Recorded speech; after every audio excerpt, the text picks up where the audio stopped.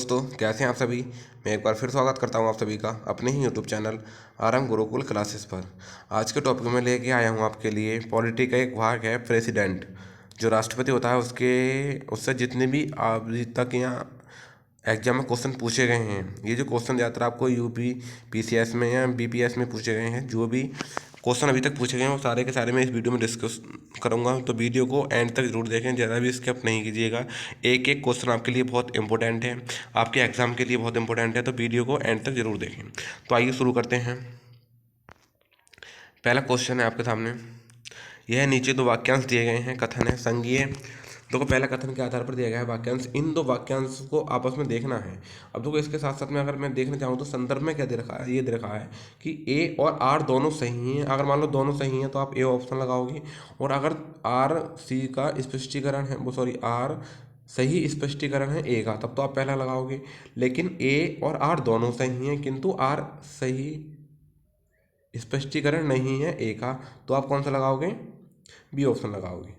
बात समझ में आ गई। इस तरीके से तो आपके सामने क्या दे रखा है, कथन दे रखा है पहला कि संघीय कार्यपालिका का मुखिया भारत का राष्ट्रपति होता है। ये बात बिल्कुल सही है कि जो संघीय कार्यपालिका होती है उसका जो मुखिया होता है, उसका जो हेड होता है, वो भारत का राष्ट्रपति होता है। लेकिन कारण में क्या दे रखा है, ये दे रखा है कि राष्ट्रपति की शक्तियों की कोई सीमा नहीं है। देखो राष्ट्रपति शक्ति जो है इनकी सीमा है, एक हद तक ही लगाई जा सकती है।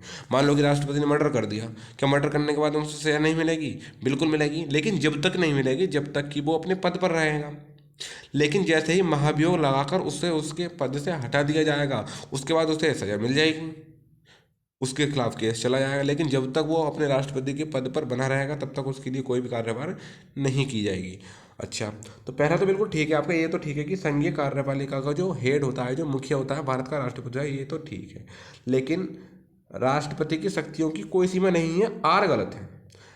क्या है, राष्ट्रपतियों की शक्तियों की कोई सीमा नहीं है। अब देखो ये कह रहा है कि ए और आर दोनों सही है, नहीं, ए सही है आर गलत है, तो ए भी नहीं सही होगा, बी भी नहीं सही होगा। अब देखो आगे देख सकते हैं, आगे दे रखा है तुम्हारा कि ए सही है किंतु आर गलत है, तो C option is the correct answer कि ए सही है किंतु आर क्या है, गलत है। तो ये आपको सही क्वेश्चन कौन सा हो जाएगा, C option is the correct answer. आगे आगे बात करता हूँ अगले क्वेश्चन में आपकी।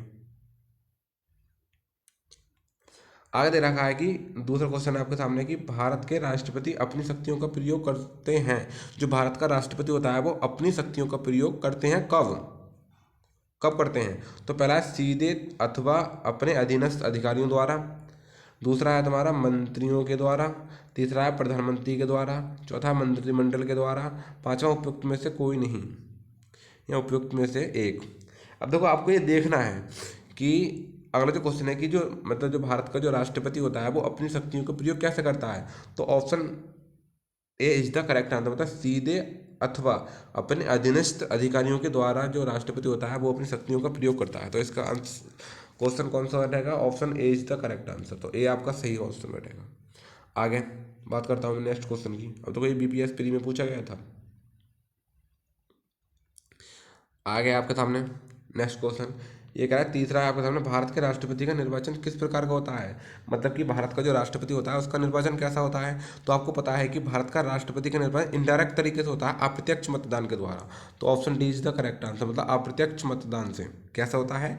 अप्रत्यक्ष मतदान से, इनडायरेक्ट तरीके से। क्योंकि हम जो लोग हैं हम किसे चुनते हैं, एमएलए एमएलसी वगैरह को चुनते हैं, और भी किसे चुनते हैं, राष्ट्रपति को चुनते हैं। तो हम डायरेक्ट जनता के द्वारा नहीं चुना जाता है, बीच में नेताओं के द्वारा चुना जाता है राष्ट्रपति। तो किसके तरीके होता है? अप्रत्यक्ष तरीके से, अप्रत्यक्ष मतदान से होता है। बात समझ में आ गई। आगे नेक्स्ट क्वेश्चन है आपके सामने,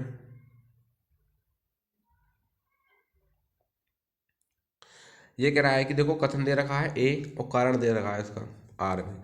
कथन है आपके सामने, भारत का राष्ट्रपति अप्रत्यक्ष निर्वाचन से चुना जाता है। बिल्कुल सही बात है, ए बिल्कुल ठीक है कि भारत का जो राष्ट्रपति है वो अप्रत्यक्ष निर्वाचन से चुना जाता है। अब आर एक कारण है आपके सामने कि एक निर्वाचन मंडल की अवस्था, सॉरी, एक निर्वाचन मंडल की व्यवस्था है जो संसद के दोनों सदनों और राज्य की विधानसभाओं के निर्वाचित सदस्यों को मिलाकर बनता है। ये क्या कह रहा है कि मतलब कि एक निर्वाचन मंडल की व्यवस्था है जो संसद के दोनों सदनों और राज्यों की विधानसभाओं के निर्वाचन सदस्यों के द्वारा मिलाकर बनता है।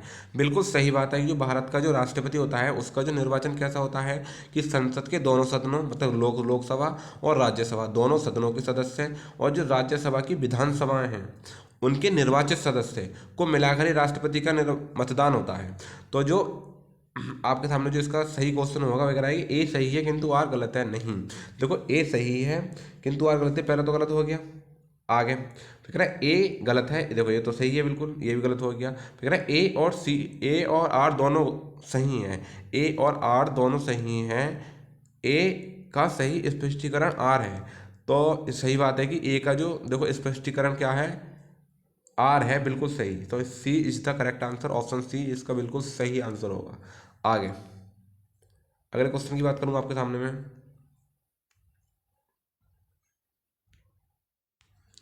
अगला क्वेश्चन है आपके सामने कि भारत के राष्ट्रपति का चुनाव किया जाता है। तो भारत का जो राष्ट्रपति होता है उसका चुनाव किस तरीके से कराया जाता है। तो देखो भारत का जो राष्ट्रपति होता है उसका चुनाव दो तरीके से कराया जाता है। एक तो एकल हस्तांतरीय मत प्रणाली द्वारा, किसके द्वारा किया जाता है, एकल हस्तांतरणीय मत प्रणाली के द्वारा, और एक था अनुपातित मत प्रणाली के द्वारा। तो इसमें जो आपके बैठेगा मतलब कि ऐसा होता है कि ए और वी दोनों, वी और डी दोनों इस तरीके से ऑप्शन होता है। तो आपके जो वी है और जो सी है दोनों ही इसमें सही बैठेंगे। अगर एग्जाम में आपके पूछा जाए कि अगर आपके में आ जाए एकल हस्तांतरणीय द्वारा, मत प्रणाली द्वारा भी और अनुपातित अनुपातित मत प्रणाली द्वारा भी आया, तो आप दोनों ही लगा के मतलब अगर पहले तो एग्जाम में दोनों पूछे जाएंगे, अगर मान लो पूछ लेता है तो आप दोनों ही सही करके आएंगे क्योंकि दोनों ही सही हैं, एकल हस्तांतरीय मत प्रणाली द्वारा भी और अनुपातिक मत प्रणाली द्वारा। तो इसका ऑप्शन का बी और सी दोनों ही बैठेंगे। बात समझ में आएगी। आगे नेक्स्ट क्वेश्चन है आपके सामने, ये कह रहा है राष्ट्रपति के निर्वाचन मंडल के सदस्य होते हैं, मतलब राष्ट्रपति का जो निर्वाचन मंडल होता है उसके सदस्य कौन कौन होते हैं। तो आप सभी को पता है कि जो राष्ट्रपति का निर्वाचन सदस्य होता है इसके मंडल कौन कौन, मतलब इसके जो मंडल के जो सदस्य होते हैं कौन कौन होते हैं। तो ये कह रहा है कि संसद के दोनों सदनों के निर्वाचित सदस्य है, बिल्कुल सही बात है कि संसद के जो दोनों सदन होते हैं उनके निर्वाचित सदस्य होते हैं। संसद के जो दोनों सदन होते हैं उनके निर्वाचित सदस्य होते हैं, बिल्कुल सही बात है। तो क्या राज्य विधानमंडलों के दोनों सदनों के निर्वाचित सदस्य। अब देखो राज्य जो विधानमंडल है उसमें दो सदन होते हैं, एक तो विधानसभा और एक विधान परिषद। अच्छा, विधानसभा के निर्वाचित सदस्य होते हैं लेकिन विधान परिषद के नहीं। तो दूसरा क्या बैठ जाएगा आपका यहाँ पे, गलत हो जाएगा। बात समझ में आ गई। दूसरा है कि सभी राज्यों की विधानसभाओं के निर्वाचित सदस्य, ये भी बिल्कुल ठीक है। तो पहला हो गया, एक तीसरा हो गया। फिर दिल्ली और पांडुचेरी विधानसभाओं के निर्वाचित सदस्य, बिल्कुल सही बात है। दो यूटी, एक दिल्ली और एक पांडुचेरी के विधानसभाओं के निर्वाचित सदस्य होते हैं। तो आपका जौन सा भी ऑप्शन है 1, 3 और 4 वही आपका इज द करेक्ट आंसर है। देखिए तो कौन सा है, तो देखो option D is the correct answer. तो 1, 3 और 4 कौन सा है, ऑप्शन डी। तो इसका आंसर क्या हो जाएगा, option D is the correct answer. आगे नेक्स्ट क्वेश्चन की बात करूंगा आपसे। अगला क्वेश्चन है आपके सामने, भारतीय संविधान के 70वें संशोधन द्वारा भारत के राष्ट्रपति चुनाव में जिन दो केंद्रशासित प्रदेशों ने भाग लेने का अधिकार दिया गया है वे कौन कौन से हैं। अब देखो दो ही यूटी हैं, मैंने आपको बताया था, मतलब भारतीय जो संविधान था उसके 70वें संशोधन द्वारा भारत के राष्ट्रपति में दो ही केंद्र शासित भाग लेने का अधिकार दिया गया था। एक कौन सा तुम्हारा दिल्ली था और दूसरा कौन सा था तुम्हारे पांडुचेरी। दिल्ली और पांडुचेरी, कौन कौन सा था, दिल्ली और पांडुचेरी। तो option B is the correct answer. आगे नेक्स्ट क्वेश्चन की बात करूंगा आपके सामने। अगला क्वेश्चन है आपके सामने कि निम्नलिखित में से कौन भारत के राष्ट्रपति के निर्वाचन हेतु निर्वाचक गण में सम्मिलित नहीं है। मतलब कौन राष्ट्रपति का जो निर्वाचन होता है उसके द्वारा निर्वाचक गण में सम्मिलित नहीं होता है। तो आप देखो पहला है लोकसभा के निर्वाचित सदस्य, गलत। लोकसभा के निर्वाचित सदस्य नहीं होते। राज्यसभा के निर्वाचित सदस्य नहीं होते हैं। राज्यसभा की विधानसभाओं के निर्वाचित सदस्य नहीं, ये भी गलत है। तो चौथा है आपका क्या, राज्य की विधान परिषद के निर्वाचित सदस्य, बिल्कुल सही बात है। मतलब कि जो राष्ट्रपति का जो निर्वाचन हेतु निर्वाचक गण में सम्मिलित नहीं है। तो देखो ये जो ऑप्शन डी है ये सम्मिलित नहीं होता है क्योंकि राज्य के जो विधान परिषद होते हैं उसके निर्वाचित सदस्य नहीं होते हैं। इसमें कौन कौन होते हैं, लोकसभा का निर्वाचित सदस्य होता है, राज्यसभा का निर्वाचित सदस्य होता है, राज्य की विधानसभा का निर्वाचित सदस्य होते हैं। तो इसमें क्या नहीं होते हैं, नहीं पूछा है। तो कौन सा option D is the correct answer हो जाएगा। ये तीन होते हैं, ये नहीं होता है विधान प्रतिशत। तो आप इसका आंसर क्या हो जाएगा, ऑप्शन डी। देखो यूपीपीसीएस में पूछा गया था प्री में। आगे नेक्स्ट क्वेश्चन की बात करूँ आपके सामने। अगला क्वेश्चन है, निम्न में से कौन राष्ट्रपति के निर्वाचन हेतु निर्वाचक गण के सदस्य हैं। मतलब कि कौन निर्वाचक गण के सदस्य हैं। तो देखो इसमें उसमें पूछ रहा था नहीं है, इसमें पूछ रहा है कौन है। तो पहला है कि संसद के दोनों सदनों के सभी सदस्य हैं। अब देखो संसद के जो दोनों सदनें होती हैं उनके सभी सदस्य नहीं होते हैं, क्योंकि सभी सदस्य का मतलब जो राष्ट्रपति के द्वारा 12 सदस्य जो चुने जाते हैं, जो मनोनीत करता है वो भी नहीं हो, तो वो कैसे हो जाएंगे, उसमें नहीं हो सकते ना। तो लोकसभा होता है लेकिन राज्यसभा होता है, लेकिन निर्वाचित सदस्य होते हैं, सभी सदस्य नहीं होती हैं। तो पहला गलत हो गया। आगे पूछ रहा है राज्य विधानसभाओं के सभी निर्वाचित सदस्य। तो देखो राज्य विधानसभाओं के सभी निर्वाचित सदस्य होते हैं, ये बात तो बिल्कुल अभी तक ठीक है। तो दूसरा हो गया। फिर कह रहा है कि संघ राज्य क्षेत्रों की विधानसभाओं के निर्वाचित सदस्य हैं, बिल्कुल सही बात है। वगैरह सभी राज्यपाल और उपराज्यपाल, सभी राज्यपाल और उपराज्यपाल होते हैं, सभी राज्यपाल और उपराज्यपाल होते हैं। तो देखो बिल्कुल सही बात है। इसमें पूछ रहा है कि पहला दूसरा, देखो पहला गलत है, दूसरा हो नहीं सकता, ये गलत हो गया, ये ऑप्शन। आगे पूछ रहा है आपसे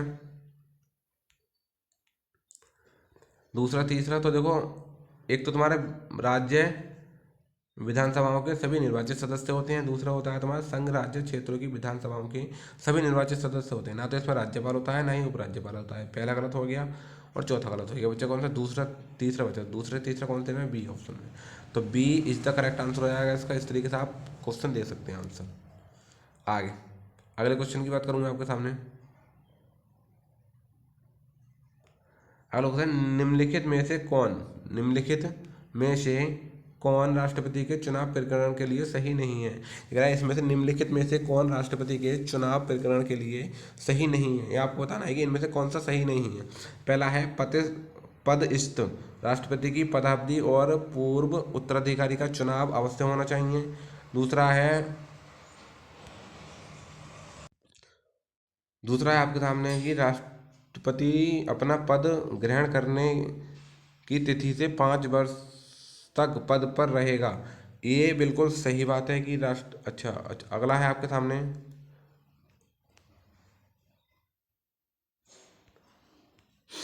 अगला है राष्ट्रपति का उत्तराधिकारी आने तक कार्यकाल की समाप्ति पर अब भी वह पद पर बना रहेगा। निर्वाचन मंडल के अपूर्ण होने के आधार पर राष्ट्रपति का चुनाव स्थगन किया जा सकता है। तो आप इसका आंसर दे सकते हैं। तो आपको क्या पूछा गया था कि निर्वाचन मंडल के अपूर्ण होने के आधार पर राष्ट्रपति का चुनाव स्थगित किया जा सकता है। तो आपका D option is the correct answer हो जाएगा। आगे नेक्स्ट क्वेश्चन की बात करूँगा आपके सामने।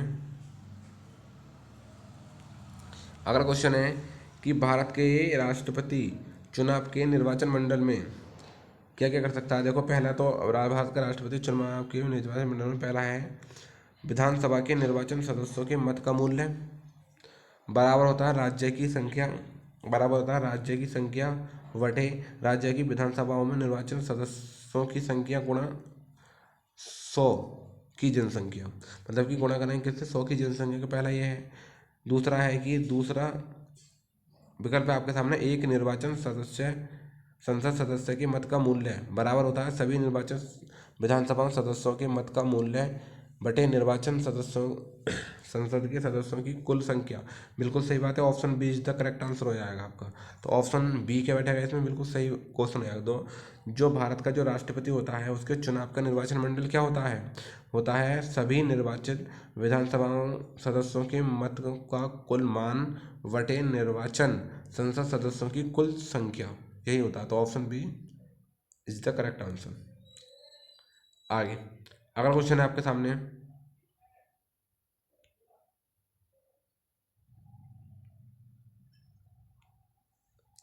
भारत के राष्ट्रपति के निर्वाचन के संदर्भ में निम्नलिखित में से कथनों पर विचार कीजिए। मतलब कि भारत के जो राष्ट्रपति के निर्वाचन के संदर्भ में आपको क्या करना है, इन पर विचार करना है। तो पहला है आपके सामने, प्रत्येक एमएलए के वोट का मूल्य अलग अलग राज्यों में अलग अलग होता है। जो भी मतलब एमएलए होते हैं उनका अलग अलग राज्यों में अलग अलग होता है मूल्य। सही बात है, बिल्कुल ठीक है। जो भी एमएलए होंगे, देखो उत्तर प्रदेश का अगर एमएलए है तो उसका अलग वोट का मूल्य होगा। अगर मान लो राजस्थान का तो उसका अलग होगा, मध्य प्रदेश का उसका अलग होगा, बिहार का उसका अलग होगा, झारखंड का उसका अलग होगा। मतलब जो भी राज्य का एमएलए होगा, प्रत्येक राज्य का जो एमएलए होता है, जितने भी मतलब अलग अलग राज्यों के जो एमएलए होते हैं उनका अलग अलग मूल्य होता है। तो पहले बिल्कुल सही बात है। दूसरा है कि सभी लोकसभा के सदस्यों का वोट का मूल्य राज्यसभा के सदस्यों के वोट के मूल्य से अधिक होता है। ये कह रहा है क्या?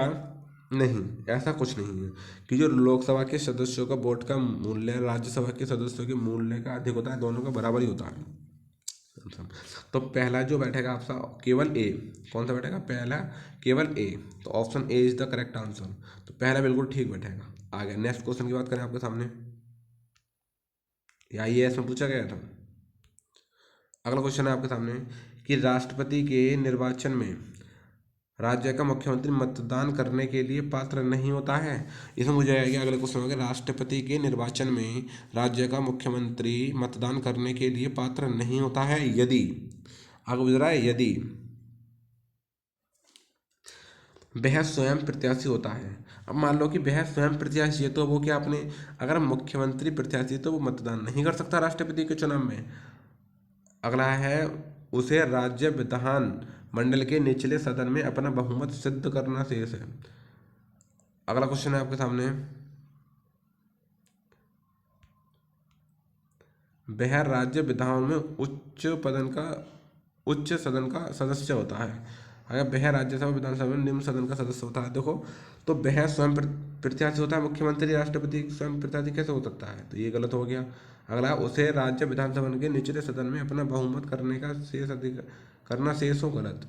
Option C is the correct answer हो जाएगा। तो ऑप्शन सी इसका बिल्कुल सही आंसर बैठेगा कि वह राज्य विधानमंडल में अपना उच्च सदन का सदस्य होता है।